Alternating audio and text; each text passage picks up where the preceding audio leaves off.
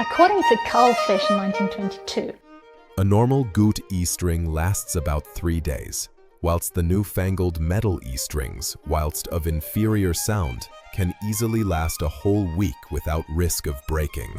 well, 100 years later, the quality of both gut and metal strings must be much better. I normally change my pure gut E string about once a month unless the string is faulty. It can happen if the animal is not healthy or if I sweat a lot in summer. If I have a concert coming up, I usually put a new E string on a couple of days prior to the concert to avoid stress, but for me, changing the E string every 3 days would be awful, and I don't know of anyone who does that these days. One explanation for Carl Flesch's very breakable E strings may be that at the end of the 19th century, large gut string making factories in Germany introduced mechanical polishing of the strings to try to make them more even and in tune.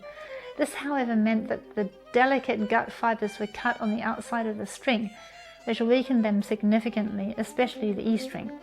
The so-called rough Neapolitan E strings, i.e. not the German factory-made ones, were much favoured by violinists as they were unpolished and lasted longer.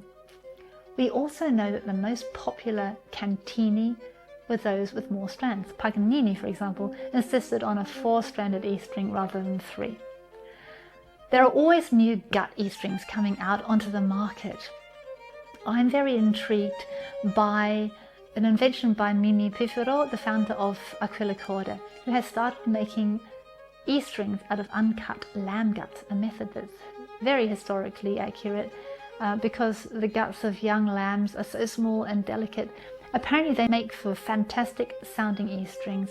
Usually 3 or 4 are wound together to make the string. In my next video, I'll be trying out some of these special strings to see if they're different from my Toru Ram 0.6mm string that I usually use on the E. And we'll see if this uncut lamb sounds better.